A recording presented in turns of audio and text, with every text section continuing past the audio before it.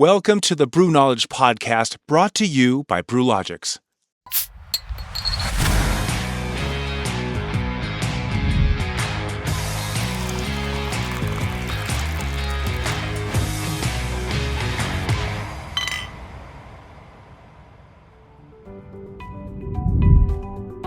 The beer industry is comprised of many layers. There are growers and equipment manufacturers.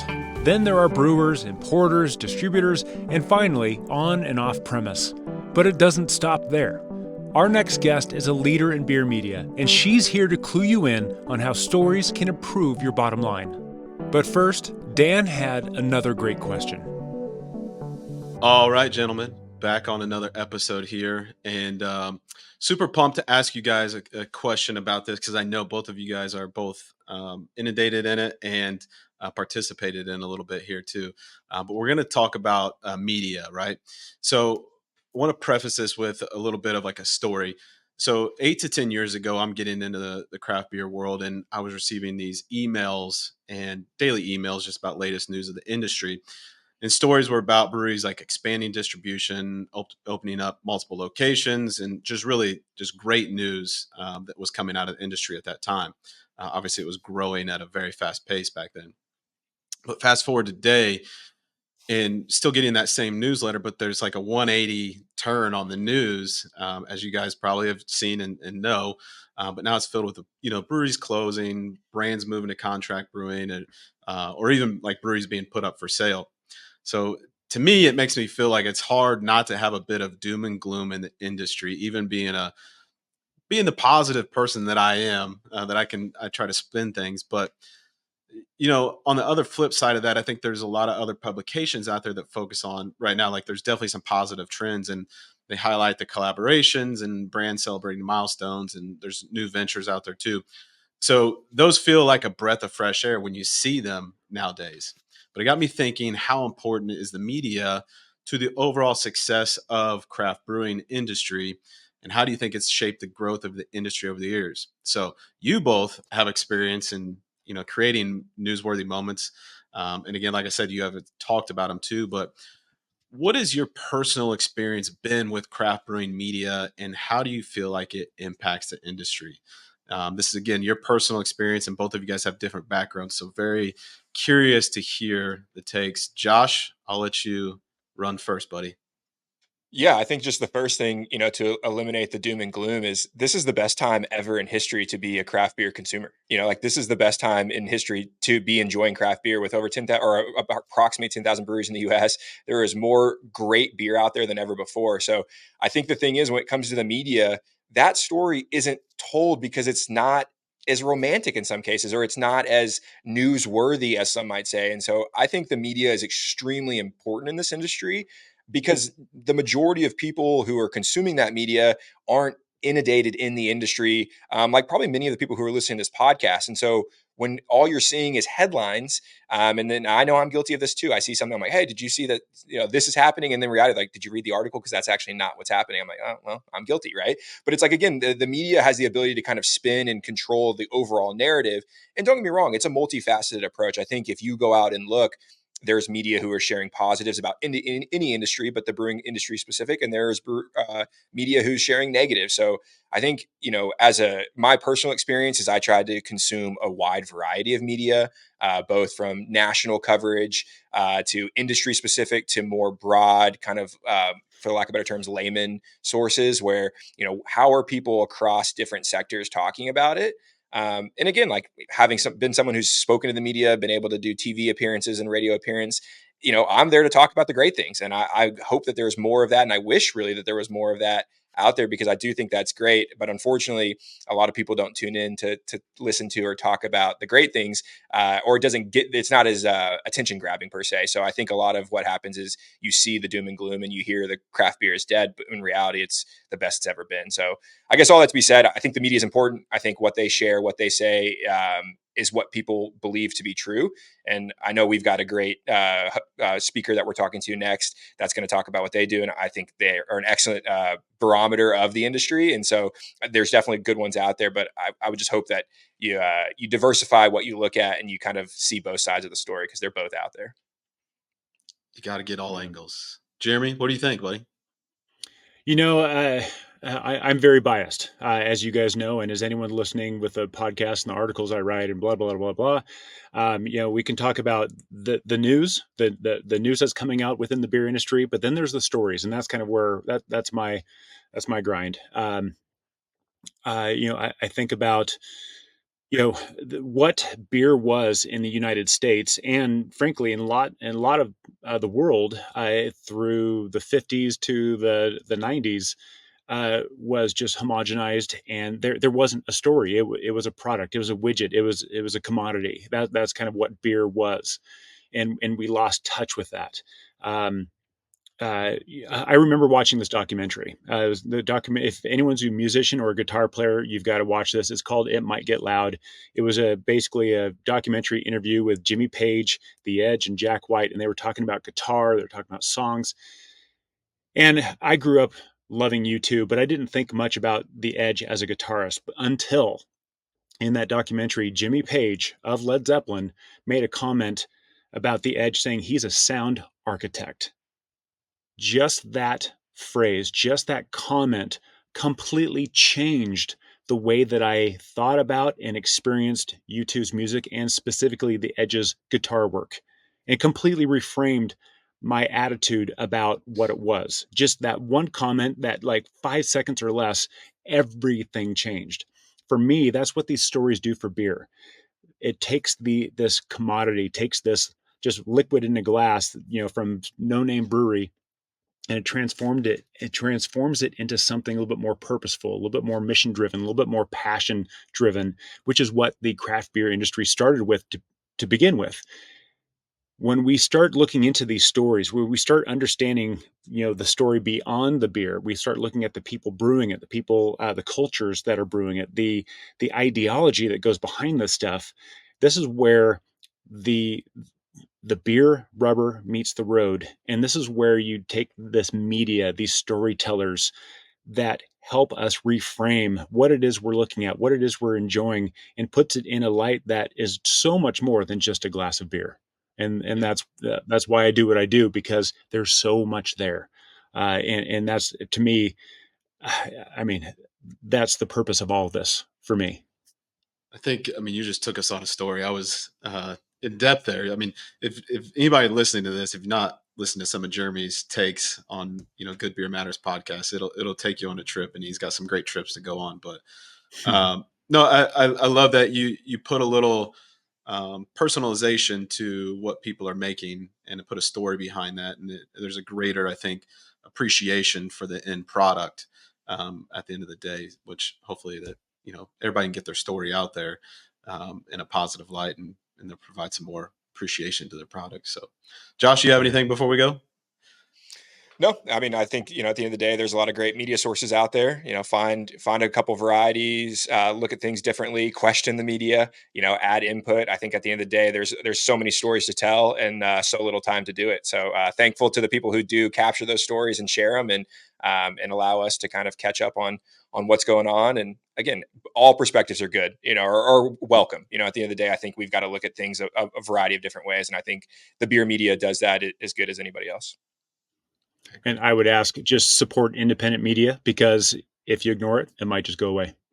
Yeah, absolutely. Good call out there, Jeremy.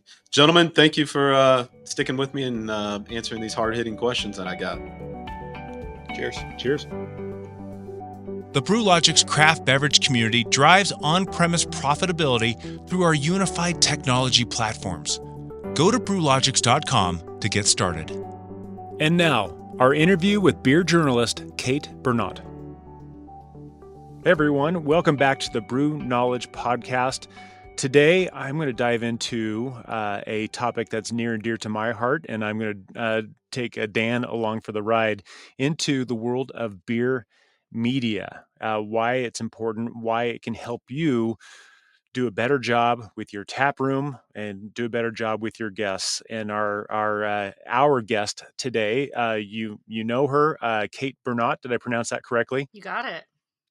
I always want to. I always think like a French pronunciation when I see your name. It's always Kate Bernot. That It's would be very great. fancy that way. But Yes, that's so so nice that people default to that, but unfortunately yes, not. well, it's Kate Bernot, but for this, I may say it's Kate Bernot because it's very Mm, fancy and mm. because it's a media fancy thing that we do here. Uh, uh, so for those of you, probably all 5 of you that are listening that don't know who Kate is, she's a BJCP judge. She's a freelance beverage, food, and outdoor journalist and editor. She's the director of the North American Guild of Beer Writers. You've seen her work on a bunch of publications, and especially with the Good Beer Hunting.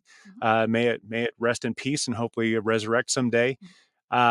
You've also been the co-host of a really cool show called the Beer Muta Triangle, a show on beer in Montana. Yeah. And as we were talking before we got started, quite the outdoors person because everyone has a life outside of beer, and yours is really cool. What other things should people know about you, or what other publications should we throw in the mix so people can find your work? Oh gosh. Well, I'm a Pisces. That's very important to mention. No. People should actually, most of my work these days is living at Sightlines, which is an insights platform and newsletter that is written by myself and Brian Roth. So I'm the lead analyst there. You can find it at sightlines.news. And we're trying to do a mission similar to what your podcast is trying to do, which is help beverage alcohol decision makers make better, more informed choices that make their businesses stronger. So we're taking a real cross-category view of beverage alcohol across all tiers, not just beer, drawing in lessons from wine and spirits and non-alc and energy drinks and coffee, and bringing all of that consumer insight into a nice little digestible newsletter form. So folks can find my work there. Which is great because anyone who drinks and enjoys craft beer, I'll bet you a beer that they're also drinking good coffee, probably good wine, probably good cocktails, probably a little bit of this, a little bit of that. We are a very promiscuous bunch when it comes to our beverage, at least, and so yeah, that's a we'll put that in the show notes. That's an excellent thing. Cool. But I do want to kick things off. I'm going to leave some of the more of the kind of global beer industry business questions for Dan in just a little bit, but I want to kick it off with kind of a more of a media centric focus. When I think about the beer industry, I think about concentric rings. I think about or different levels and layers of business. We have the ingredient growers, we have the equipment manufacturers, and then we get into the brewers and the importers, then the distributors, then the retail, the on-premise, the off-premise. And then after that, you have the people that make all the swag, all the tap handles, all the t-shirts, and it just goes on. There are multiple layers of what the business is within the beer industry. One of these layers, however, out from the center you want to go, is beer media. Where does, from your perspective, being a beer journalist and getting into film and other things, where does beer media fit in value wise within the whole beer industry? I think for me, I have never considered myself part of the beer industry. I am closely aligned to the beer industry. I know the beer industry well, but I would never consider myself a part of it. And I think that just comes from my journalistic training, that, you can care deeply about your subject matter, but ultimately you are there to chronicle it as a journalist objectively. So, I can't pretend that I don't want to see craft brewers succeed, or that I don't have friends that work for craft breweries, etc.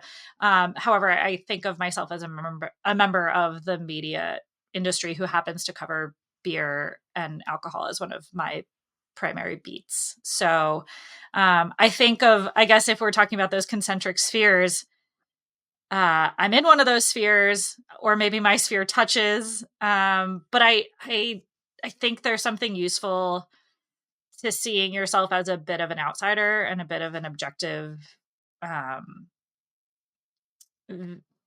chronicler, viewer, expert on the industry, but not necessarily inside of it. I think maintaining that sort of outsider perspective makes you a good journalist and maybe helps you see things differently, just because you're coming at it from external rather than internal perspective. Because you're not trying to talk yourself into believing the same things that the rest of us who are immersed in the beer industry are believing. It's like, no, this is definitely true. It's nice to hear that you intend to be or are trying to remain objective with that. I mean, I think journalists' primary role is to chronicle the truth, right? So I think that necessarily means that you have to ask hard questions. Like, is this thing that we believe true? Why? Someone said it, but does that make it true? And, obviously I'm not like a political reporter. I don't have super antagonistic relationships with my sources. But I mean, sometimes it means you have to ask hard questions and be like, why do we think that? Is that really true? We've been saying that for a long time, but is that what's happening? So I don't know. That always makes you keeps you at a little bit of an arm's length from being inside the industry, I think. But which is interesting. Sorry, please continue. But I think that's a very different question for different members of the media, right? Like I went to journalism school. I consider myself a journalist. Other people who come at beer media differently. Maybe it's not their full-time job. Maybe they have, they have like a beer review podcast, or they do something kind of more for fun. Like maybe that's not the role that they see themselves as. So I think I want to be clear that I don't speak for every single person who interacts with beer as a member of the media, but that's how I see my role as a journalist. Well, and I did not go to journalism school. I am not trained as a journalist, but as somewhat of a beer writer and a podcaster and a video producer, I'm trying to put out education and tell stories. Yep. But it's funny that you say that, because the reason why I do that is because there's one question that drives my life, and the question is, so what? That question, so what? If I can answer that question, which is unanswerable, but to try to answer that question with all the stories, so what? Why should I care? Why is this important? Well, let's get through the story, go through that experiential journey, and come out of it with probably more questions than answers, but hopefully we arrive at a satisfactory place to understand, so what? Why is this important? And kind of given that, to kind of transition that into a question for the taproom operators who are just focused on maybe day to day or quarter to quarter type of perspectives and sales and just kind of keep the machine running, so to speak. Where do these questions, this objectivity, the beer media, where does that come into play with helping these operators do a better job? I have so much respect for the people working in this industry, and especially lately, it's not easy, and everyone is so much busier than they ever wanted to be.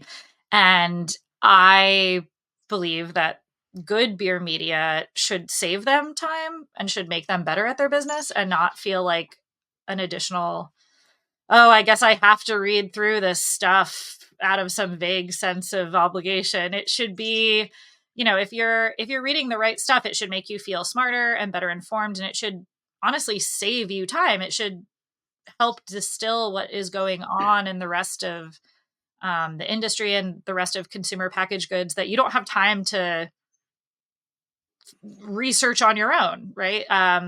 Good beer media should bring you new perspectives and should make you feel smarter and more empowered to do the hard work at your small business. So I think, and also it should be fun. Ideally, I'm not going to say all trade coverage is fun, but make sure you're mixing in some podcasts or videos or articles that also make you feel joy, because I really think that that's fundamental to the industry that we're in. This is supposed to be fun, and when it gets hard, we lose sight of it. I know I can sometimes, and you have to have those entertainment moments, that media that you consume that just makes you feel good about what you're doing and reminds you why you got into it and inspires you and gives you that spark back. So I think there are a lot of different functions that reading or consuming media can serve for a small operator. But I'm glad you started talking about even just some of those stories or what some people might call fluff pieces. That's not going to directly benefit their till that day, but they're still stories that are kind of like, oh, right on. It's kind of nice to remember why we showed up to work in the first place. Yeah, those are important. And it's just good to, I live in a big state with not a lot of people. And I think sometimes, any small business could feel really isolated, kind of out here on their own. And it's just good to read stories about other people doing what you do and maybe doing it a little similarly, maybe doing it a little different, but to feel connected to that larger industry is important. Awesome. I appreciate that. Dan, you had a few questions as well. I'll step aside and let you hit it. All good. Yeah. So just as your role, I think you have a unique perspective into the industry, and you kind of laid it out earlier that you really try to kind of keep on the outside for a really objective point of view. But from what you've been in the industry long enough, what is kind of your take on the current role of the craft beverage industry? And I say beverage because you listed off a bunch of beverages earlier that now craft breweries are producing. Just kind of what is your overall take on the beer industry, craft brewing industry right now? Ooh, yeah. I think we're at a crossroads with consumers where we can really ask how much um, the the label of craft matters to them, particularly when it comes to beer. And I will say that I believe it does still matter. Maybe not the word craft, but what it stands for. It's a very important sector. Craft is a very important sector of beer, of spirits, of coffee, of any kind of beverage, because it will always be more creative and more nimble and more responsive than the big guys. It always will have a closer ear to the ground with consumers. It can move faster. It can afford to take risks that the big guys will never take. And that is what craft beer has long stood for, and where it can, I think, continue to succeed is just remembering that it is responsive to consumers and can take risks. And any kind of industry is always going to need those small players because the big guys just won't do it that way. The innovators, they're ready to take they're risks. Innovators. Yep. And they know what their community wants. They're in those small towns. They're in specific neighborhoods. They have specific demographics that visit them, and they can really laser focus not just the products they make, but the environment they create, the physical space to be what that community needs and what it doesn't yet have. When you dive into it, looking at the future, like what are you really hopeful for? Like what do you see that's on the horizon? I think there's some people who say there's some doom and gloom right now in the craft industry. I don't think it's all doom and gloom personally. I think there's a lot of great things that are happening. I'm going to lean more towards the great things because I think people like to hear positive things. They hear enough of the bad stuff all day long. But what are some things that you see that you're hopeful about in the future, in the near future, or even long term? Yeah, I am. It's not to say there won't be hard times ahead, but I was extremely impressed by the resilience and creativity of craft breweries during the pandemic. I was basically covering a daily news beat all throughout the pandemic for Good Beer Hunting. And, there was a part in 2020, in the midst of it, that I thought we're going to come out of this with half the breweries we have now, right? This is going to be an extinction level event. And it just didn't happen. And, some of that is government money, et cetera, et cetera. Some of that is, states reopening faster than we might have thought. But a lot of that is just grit and creativity and hard decisions and working your ass off. So the fact that we made it through such a like an unforeseeable event and came out with not as strong of an industry, but certainly a more resilient and creative industry, to me says that breweries can adapt to pretty much anything. And that gives me a lot of hope for whatever curveball we can't yet see coming. It was very impressive to see how breweries, and to your point, in different states they had different laws and rules and this and that. And it's, really coming out of that, seeing the innovation side of things, the different beverages that craft breweries are now becoming these really hospitality environments. They're offering not just their craft beer they're making, but food, wine, cocktails, all these other things. And I think it's really cool that they're bringing in different demographics that weren't normally coming to these craft breweries. So they're bringing, grandma and grandpa for the birthday party and things like that. So I think it's been awesome to kind of see that transition too out of COVID. They were forced to do those things, but I think in the long term, it's been really fun to see them grow. At this stage, the audience we're talking to, the taproom operators, are there things that you wish, maybe not everybody, but maybe there's some things that you wish some taproom operators would know, that you wish you could get a word out to them and say, hey, just remember this, or look at this, coming down the road. Anything from you? Subscribe to the media that you want to see live in the world. If you find value in it, please pay for it. Other than that, Amen. we have to pay for almost everything in this world. Media is no different. But really, I think something I try to instill, hopefully through some of the trade work that I do, is that even if you are a single tap room in a small town and you think that this national data, national consumer insights don't apply to you, I would really urge you to shift that thinking. You know your local customers best. You deal with them all day, every day. What you don't know are the people who aren't in your tap room, who could be in your tap room. You're not hearing from them because you're busy talking to the folks who are sitting on the bar stool across from you, as you should be. But there is so much value to be gained in looking at some of those larger consumer trends. Like, why should you care about what kind of cocktails kids are making on TikTok? I assure you, you really should. And if you don't have time to sit on TikTok and look at that kind of stuff, that's what reporters are for. We did all that so you don't have to. We crunched the data. We looked at the numbers. We interviewed the experts. We're presenting you analysis and insights and smart coverage to save you time, and to get to know the people that aren't your customers but really could be. So I think just having that curiosity is really important. Again, it's easy to get caught up in our day-to-day, what has to get done. I understand it. I get caught up with my deadlines too. But having curiosity for the broader industry and for broader trends, I think can only make your business stronger. I love it.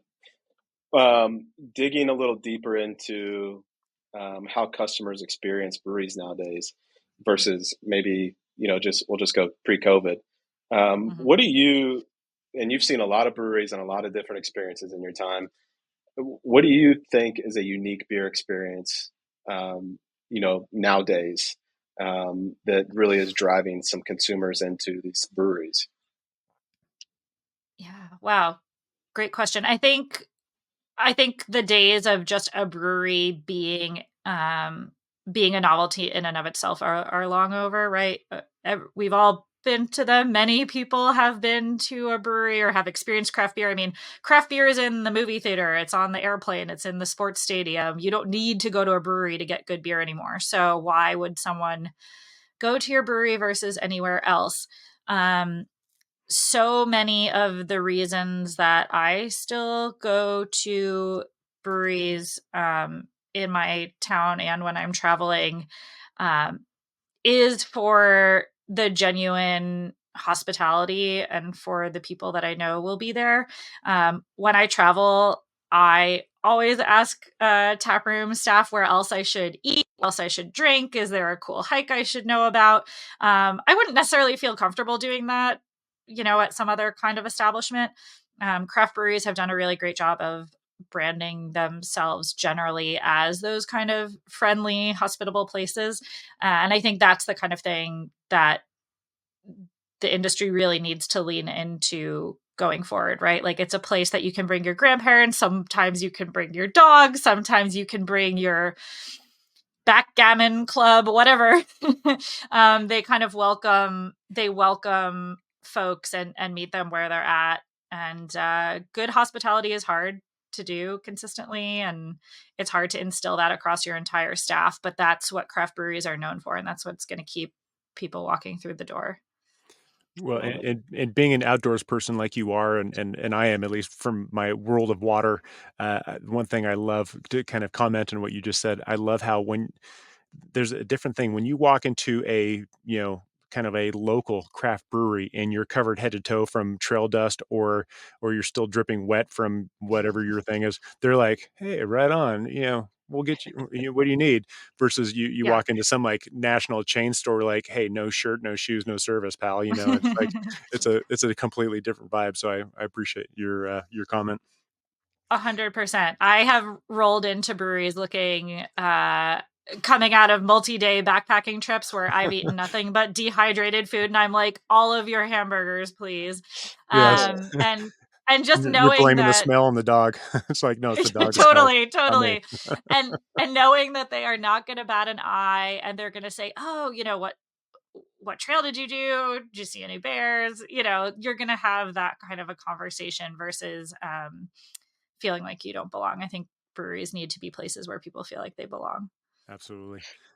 Uh, uh, Before we sign off, I want to find out a couple things. One, where could people find you and find your work? And equally important is there anything you want to add to this conversation that's been on your mind? An answer to a question we have not asked. Ooh, okay. Well, I'll start with the easy one, where people can find me on the internet. You can Then I'll put that in the show notes. So search the right, internet. yeah, find me on the internet. Gonna steal a Simpsons line. If you find my ideas intriguing, you can literally subscribe to my newsletter, sightlines.news. You can find me on most social media platforms at KBERNOT. And I would also urge your listeners to check out the North American Guild of Beer Writers, not to become members, but just to realize that we exist. And you can see a directory of our members. You can see members that might be local to you. So maybe get to know a beer reporter or member of the media in your area that you don't know yet.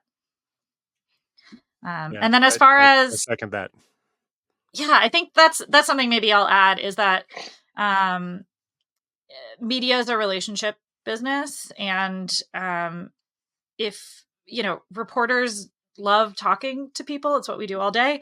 If there's, a beer writer, podcaster, someone who covers beer for a local TV station, and you like their work but don't know them, reach out to them.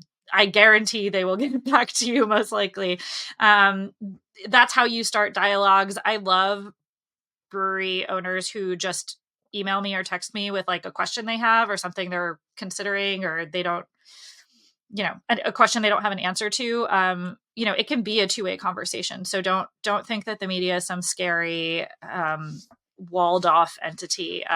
We are normal people. Please talk to us.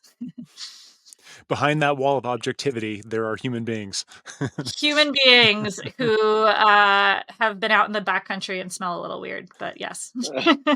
But have great stories to tell and are good at it.